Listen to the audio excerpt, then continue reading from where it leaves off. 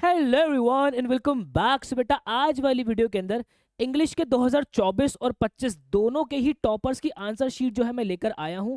और आपकी प्रिपरेशन किसी भी स्टेज पर हो या फिर आपका एग्जाम 1 या 2 दिन के अंदर लगने वाला हो या फिर अभी आपके पास बहुत सारा समय हो, ये वीडियो देखना बहुत ही ज़्यादा ज़रूरी है। एक टॉपर आंसर्स अपने कैसे लिखता है, एग्जामिनर क्यों उन्हें टॉपर बनाते हैं, इन सारी बातों का ख्याल आज हम रखने वाले हैं। और जितने भी दिन आपके पास बचे हैं उन दिनों के अंदर ये बातें आप अपने दिमाग के अंदर जरूर रखिएगा। वीडियो पे आगे बढ़ने से पहले एक चीज मैं आपको जरूर कहना चाहूंगा कि बेटा देखो, एग्जामिनर आप लोगों को नहीं जानते हैं। आप बचपन से लेके अभी तक क्लास के अंदर आपकी परफॉर्मेंस कैसी रही है वो बिल्कुल नहीं जानते। ये आंसर शीट जो आप अपने थॉट्स उन आंसर शीट पे लिख के भेजोगे वही एग्जामिनर के सामने आपकी रिफ्लेक्शन बनाएगा।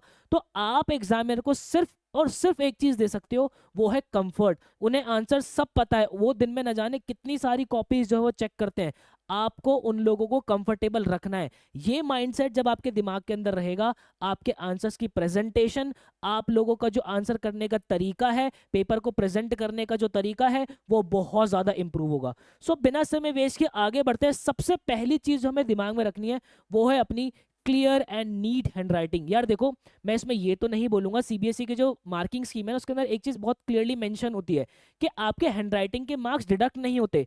और एग्जामिनर ये भी कहते हैं कि अगर एक बच्चा उतना लिख देता है कि हमें जो है वो वर्ड समझ में आ जा रहा है, तो आपको 5 नंबर के क्वेश्चन में वो 5 मार्क्स ही देते हैं, अगर आपने अच्छे से आंसर को, जो आंसर की रिक्वायरमेंट्स है वो सारी पूरी की हो। तो हैंड राइटिंग के ऐसे मार्क्स आप लोगों के नहीं कटते। लेकिन अगर मैं हमारे टॉपर्स की आंसर शीट देखूं तो मैं आप लोगों को दिखाता हूं। बेटा सबसे पहले ये हमारे 2024 के टॉपर हैं, ठीक है। इनकी आंसर शीट देखो आप, हर एक चीज को बहुत प्यारे तरीके से लिखा है, बहुत ही क्लियरली लिखा हुआ है। हर एक क्वेश्चन के बाद अगर मैं इनका, ये देखो आप इनका राइटिंग सेक्शन देखो, मैं अगर आपको इनके लिटरेचर वाले पार्ट की तरफ भी लेके चलता हूं तो हर एक क्वेश्चन जो है बेटा, यहाँ पे से इनका देखो सेक्शन सी जो है वो स्टार्ट हो रहा है। हर एक क्वेश्चन प्रॉपर बाइफरकेटेड है। एग्जामिनर को बहुत ही ज्यादा ईज जो है इनकी कॉपी चेक करते वक्त आएगा और तभी ये टॉपर बने।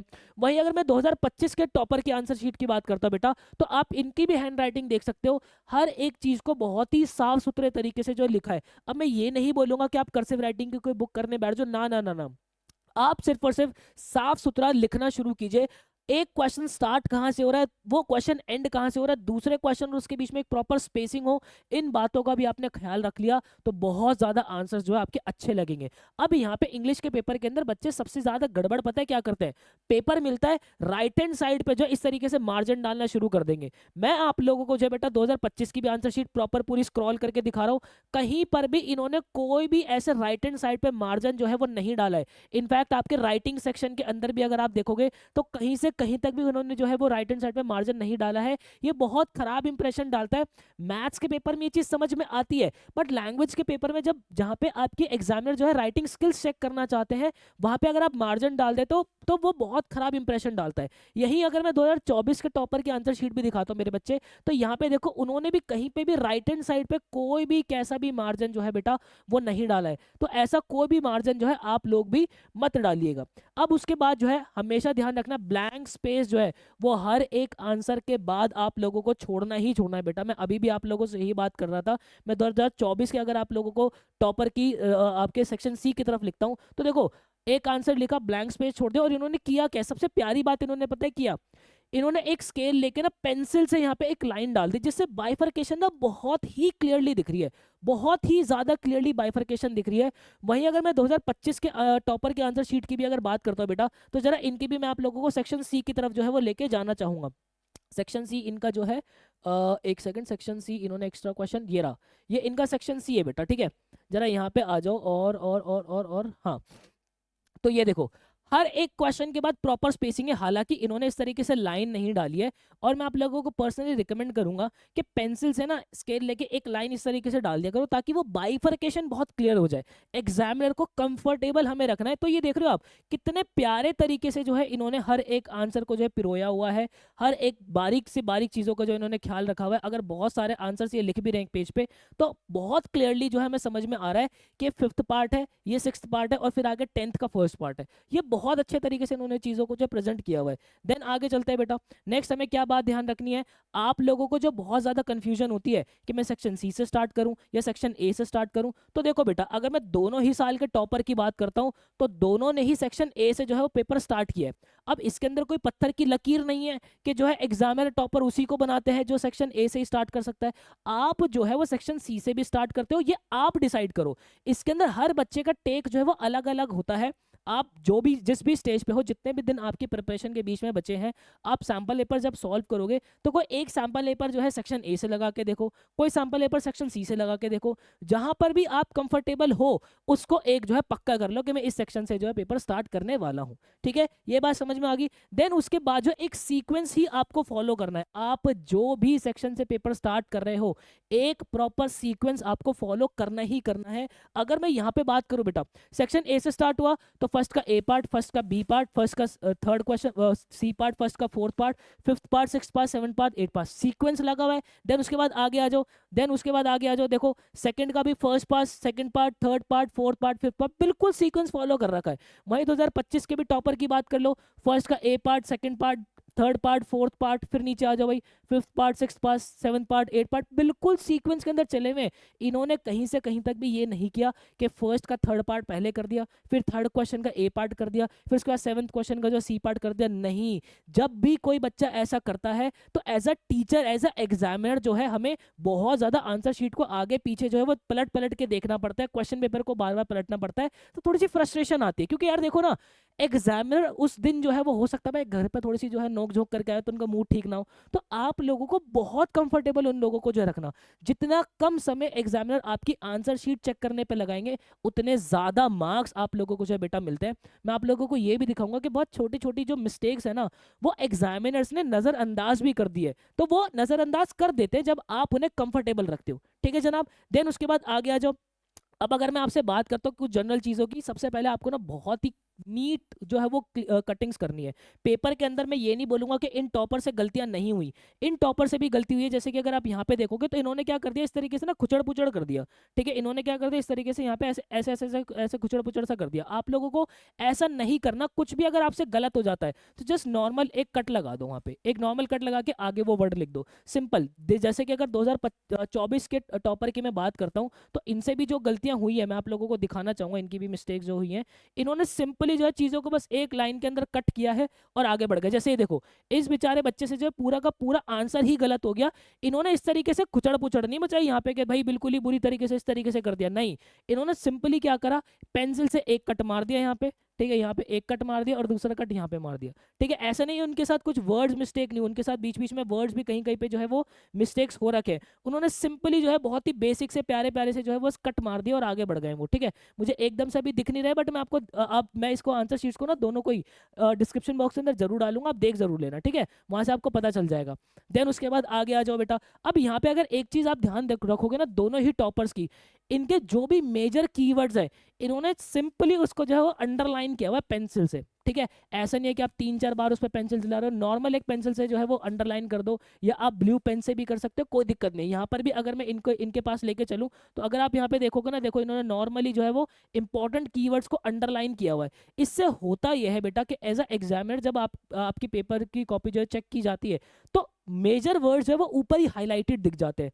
तो एग्जामिनर ना आपकी हेल्पिंग वर्ब से उतना ज्यादा ध्यान देते नहीं है, वो कीवर्ड्स को देखते और आगे बढ़ जाते हैं, क्योंकि उन्हें भी एक दिन के अंदर काफी सारी कॉपीज जो है वो चेक करनी होती है। और अब तो आप लोगों की कॉपी जो वो वैसे भी डिजिटल चेक होगी, तो आप लोगों के लिए थोड़ा सा और कंफर्टेबल चीजें रहेंगी रहेंगी। देन उसके बाद आगे आ जाओ। अब उसके बाद आपके जो आगे long and competency based question है बेटा, इसका आपको खास ख्याल रखना है कि भाई जब वो आपसे बोलते हैं कि आप जो है मानो लुईस फिशर बन जाओ, तो गांधी जी के टाइम पे अगर आप होते तो आप उन्हें क्या सलाह देते। इस तरीके के कॉम्पिटेंसी बेस्ड क्वेश्चन जो होते हैं उनका भी आपको बहुत ख्याल रखना होता है। मैं आप लोगों को पहले ही बता देता हूँ बेटा, देखो अगर आप लोगों को कॉम्पिटेंसी बेस्ड क्वेश्चन के अंदर कोई भी दिक्कत आती है तो आप अपने सुनील पांडा चैनल पे आ जाना, प्लेलिस्ट वाले सेक्शन के अंदर जाना। आप लोगों की कंप्लीट इंग्लिश में 80 में से 80 निकलवाने की जिम्मेदारी मैंने ले रखी है। ये प्लेलिस्ट मैंने प्रॉपर कायदे से बना रखी है। सबसे पहली प्लेलिस्ट आपकी रीडिंग और राइटिंग सेक्शन की अगर मैं बात करूं बेटा, एक शॉट के अंदर पूरा राइटिंग सेक्शन के फॉर्मेट करा दिया, आपके अनसीन पैसेज जो दोनों आते हैं, दोनों टाइप के पैसेज मैंने करा दिए। उसके बाद जो है आपका नोटिस राइटिंग, लेटर राइटिंग, हर एक चीज जो है इसी प्लेलिस्ट के अंदर मैं आप लोगों की करवा के जो है रख दूंगा। देन उसके बाद अगर आप आगे बढ़ोगे, आपके हर चैप्टर की अगर मैं बात करूं, चाहे आपके फ्लेमिंगो की बात करूं, विस्तास की बात करूं, दोनों ही बुक्स की line by line explanation NCERT की जो है बेटा, वो आपकी इस वाली प्लेलिस्ट के अंदर आ रही है। आप देखोगे अभी यहाँ पे जो है आपकी आज वाली डेट के अंदर पोएम्स आ चुकी है। कल आपके जो है वो फ्लेमिंगो के चैप्टर्स आ जाएंगे। परसों आपके जो एक शॉट के अंदर ही विस्तास पूरी कंप्लीट हो जाएगी। तो 3 वीडियो के अंदर जो है पूरे सारे चैप्टर्स आप लोगों को दे दूंगा लाइन बाय लाइन एक्सप्लेन करके। देन उसके साथ में मैंने एक प्लेलिस्ट और बनाई हुई है जिसके अंदर मैं वन शॉट के अंदर ही, जैसे अगर आप इस प्लेलिस्ट को खोलोगे तो इसके अंदर, क्योंकि अभी मैंने पोएम्स अपलोड किए, तो पोएम्स के ही सारे important question, extract based question, competency based question, answers को कैसे प्रेजेंट किया जाता है, कैसे लिखा जाता है, सब कुछ इस एक वीडियो के अंदर मैंने करा दिया है। कल ही इस वीडियो के इस प्लेलिस्ट के अंदर जो है आप लोगों को फ्लेमिंगो के सारे चैप्टर्स के वन शॉट क्वेश्चंस मिल जाएंगे। परसों आपको विस्तार मिल जाएगी। और ये पूरा जो शेड्यूल है ना बेटा, ये मैंने आप लोगों को कराया हुआ है। देखो मैंने 25 तारीख को आप लोगों से वादा किया था कि ये सारी चीजें जो है मैं अपलोड करूंगा, सब अपलोड कर दी। आज 26 तारीख है, 26 तारीख को आप ये वीडियोस देख रहे हो, मेरी ये वाली वीडियो देख रहे हो, तो पोएम्स मैंने अपलोड कर दिए। कल फ्लेमिंगो आ जाएगी, परसों विस्तार आ जाएगी। इस तरीके से 3 दिन के अंदर अंदर 28 फरवरी तक एनसीईआरटी की लाइन बाय लाइन एक्सप्लेनेशन में सब कुछ अपलोड कर दूंगा। उसके बाद जो मेरे बहुत सारे बच्चे होते हैं कि सर मैं लंबी लंबी वीडियोस नहीं देख पाता, मुझे समरी वीडियोस ही दे दो। तो अगर आपका टारगेट है कि भाई 50-60 नंबर मुझे जो इंग्लिश के पेपर में लेकर आने, तो मैं समरी वीडियोस भी आप लोगों की जो है वो लेकर आऊंगा, जिसके साथ साथ मैं नरेटिव टेक्निक्स भी करा दूंगा।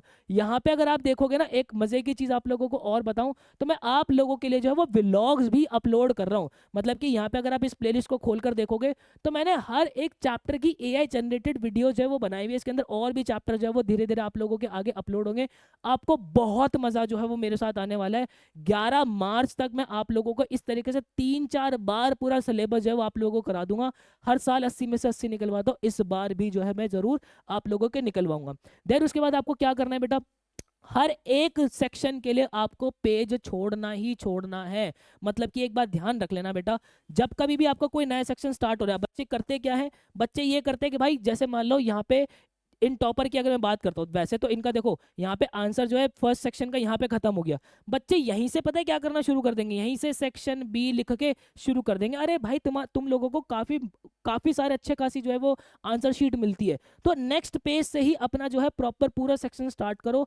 हो सकता है कि आप लोगों का जो है वो यहाँ पे खत्म हो जाए। लेट्स से कि भाई आपका इस 8th क्वेश्चन यहाँ पे आ गया, ठीक है, इतने में ही आपका जो है 8th क्वेश्चन खत्म हो गया, तो कोई बात नहीं, छोड़ दो ये पेज, अपना सेक्शन बी नेक्स्ट पेज से स्टार्ट करो, सेक्शन सी अपना नेक्स्ट पेज से स्टार्ट करो। थोड़ा फ्रेश रहेगा तो आप लोगों को बहुत ही ज्यादा कंफर्टेबल रहेगा, एग्जामिनर को बहुत मजा आएगा चेक करने में। देन उसके बाद मैंने आप लोगों को बता दिया, हर आंसर के बाद एक लाइन आप लोगों को ड्रॉ करनी ही करनी है। देन उसके बाद अगर मैं आगे बढ़ूँ बेटा, लिटरेचर वाले सेक्शन के अंदर ये आप डिसाइड कर लेना कि आपको स्टार्टिंग के अंदर करना है या एंडिंग के अंदर करना है। उसके बाद आप लोगों को जो है इंटेलिजेंट आंसर्स लिखने हैं। इंटेलिजेंट आंसर से मेरा क्या मतलब होता है, इंटेलिजेंट आंसर से मेरा मतलब होता है कि उसके अंदर कोट्स होने चाहिए, उसके अंदर ईडियम्स एंड फ्रेजेस होने चाहिए। और ये सारी दिक्कतें जो जो कोट्स है, ईडियम्स एंड फ्रेजेस है, आंसर्स को कैसे प्रेजेंट करना है, ये आपकी आंसर राइटिंग की जो वीडियोस आ रही हैं उसके अंदर मैं हर चैप्टर के आपको सब कुछ करा दूंगा। हर चैप्टर के कोट्स वगैरह सब मैंने दिए, मैं आपको कहीं से कहीं तक भी भागने की जरूरत नहीं पड़ेगी। देन उसके बाद वर्ड लिमिट की जो, अगर आप लोगों के दिमाग के अंदर बहुत टेंशन होते है कि वर्ड लिमिट पार ना हो जाए, मार्क्स कटेंगे,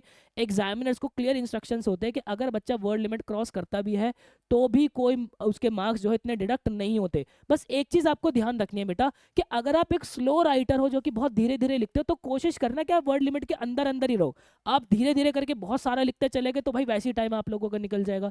देन उसके बाद हमेशा से ये लाइन तो मैंने कॉमन रखी हुई है, हर सेक्शन के अंदर आप जो है सेक्शन को नए पेज से ही स्टार्ट कीजिएगा। देन उसके बाद आगे बढ़ते, अगर मैं राइटिंग सेक्शंस की बात करूं तो बच्चे बहुत ज़्यादा कंफ्यूज होते हैं कि सर क्या यहाँ पे हमें बहुत हैवी वोकैबुलरी लिखनी है। बच्चे जो है वो सोचते हैं कि जैसे कि मैं फिलोक्सिनासनाए, हिलिफिलिफिकेशन या निमोनो अल्ट्रा माइक्रोस्कोपिक विल्कोनोकोनियोसिस इस तरीके के वर्ड्स लिख दूं। एग्जामिनर्स इतने हैवी वर्ड्स नहीं ढूंढ रहे होते, आपको बहुत ही बेसिक, बहुत ही डिसेंट सी वोकैबुलरी जो है वो आपको इस्तेमाल करनी होती है। तो कोई भी हैवी वोकैबुलरी के पीछे आप लोगों को नहीं जाना। आप लोगों को जो है वो ईडियम्स और कोट्स, मतलब कि जो सेइंग्स होती हैं, जो कहावतें होती हैं, वो आप लिख सकते हो, जिससे कि आपका आंसर जो है बहुत ही प्रेजेंटेबल बनता है। हर चैप्टर के जो कुछ ना कुछ कोट होते हैं बेटा, जिसके अंदर ना वो पूरे चैप्टर का सार छुपा होता है, और जो आप मेरी एक्सप्लेनेशन वीडियोस देखोगे उसके अंदर मैंने हर चैप्टर का जो है आप लोगों को कोट जो है वो दिया हुआ है। आप लोगों को बहुत जो है हेल्प मिलेगी आपके आंसर्स को प्रेजेंट करने में।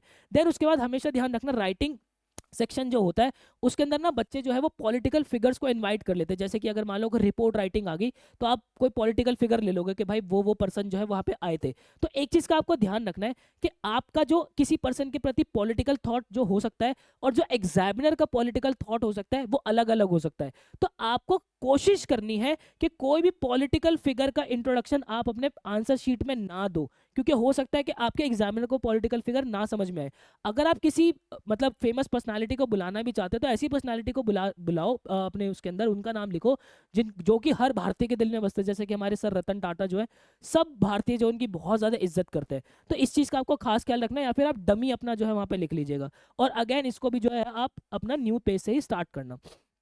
देन उसके बाद अगर मैं रीडिंग सेक्शन की बात करता हूँ, तो बेटा ये जो मैंने वीडियो आप लोगों को बताई है ना, जहाँ पे मैंने आप लोगों को प्रॉपर आपके जो है वो आपके अनसीन पैसेजेस कराए हैं इस प्लेलिस्ट के अंदर। तो बेटा इस प्लेलिस्ट के अंदर ये जो है ना, मैंने आपको रफ शीट टेक्निक बताई है, इन दो पैसेज के को कैसे इस्तेमाल करके रफ शीट टेक्निक को कैसे इस्तेमाल करके पैसेज को सॉल्व किया जाता है। तो इस टेक्निक को जब आप इस्तेमाल करोगे ना बेटा, तो आपकी जो आंसर लोकेट करने की जो प्रॉब्लम हो जाती है कि सर मैंने पढ़ा तो था ये, पर पता नहीं पैसेज के अंदर कहाँ पढ़ा था, वापस से रीड करते हैं, वो समय बहुत ज्यादा जो है इससे बच जाता है। तो आई होप बेटा आप लोगों को क्लैरिटी मिली होगी। मैंने हर एंगल से जो है आप लोगों को प्रॉपर टॉपर की आंसर शीट जो है वो बताइए, जो बारीक बातें जो है वो उनको उनके ऊपर मैंने जिक्र किया है। स्टिल आपका कोई भी डाउट होता है तो आप मुझसे यहाँ पर जो है वो कनेक्ट हो सकते हो। जाते जाते एक हैशटैग मैं आप लोगों को देना चाहूंगा बेटा, दैट इज रियाज ही राज है। इतनी मेहनत आप लोग कर रहे हो, है ना, और बाद में जब ये मेहनत रंग लाएगी ना, आप अपने ड्रीम कॉलेज में पहुंचोगे, जब दुनिया के अंदर बहुत कुछ अच्छा करोगे, तो लोग आपसे पकड़ पकड़ के पूछेंगे कि क्या राज है। तो उनको बोलना कि मैं हमारे भूपेंद्र सर ने हमें सिखाया था कि मेरी मेहनत मतलब कि मेरा रियाज ही राज है। Thank you so much guys, मिलता है किसी नेक्स्ट वीडियो के अंदर। मुझे दीजिएगा इजाजत, till then bye bye and take care.